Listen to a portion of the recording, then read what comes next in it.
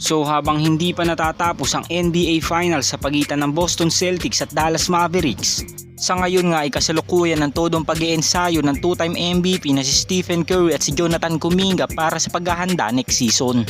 At marami namang mga fans at mga players ang humanga kay Steph at Jonathan Kuminga dahil sa maagang pagbabakasyon ng Warriors ngayong season ay dapat nga ay mas maging priority nila ang kanilang pamilya.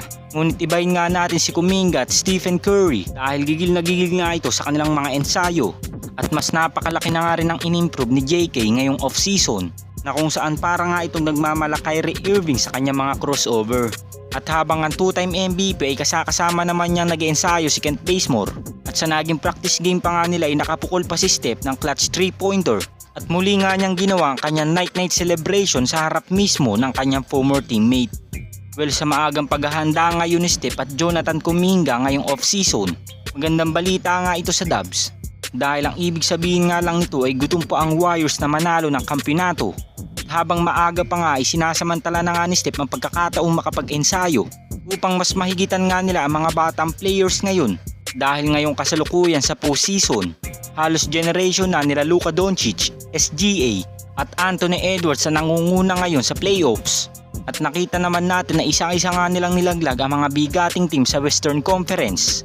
At isa na nga dito ang Phoenix Suns sa pinangungunahan ng former All-Star at Finals MVP na si Kevin Durant.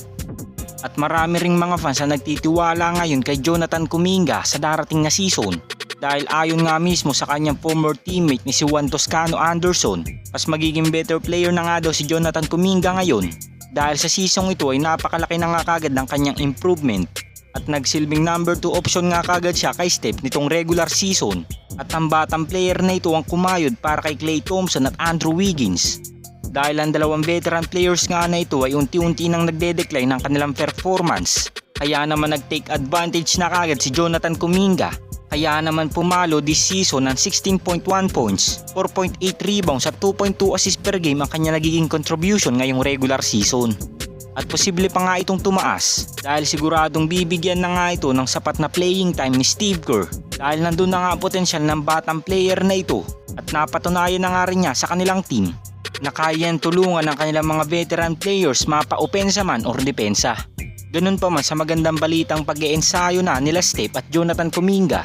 Sa ngayon nga ang pinaka-importante sa Warriors front office ay kumuha na sila ng mga bigating sentro sa free agency dahil ito lang naman talaga ang kulang sa lineup ng Warriors. At nakita naman natin na kahit gaano pa kadominante si Steph sa bawat game, nababaliwala nga ang lahat ng ito dahil wala nga silang sentro na kayang mag-provide ng depensa sa kanilang lineup.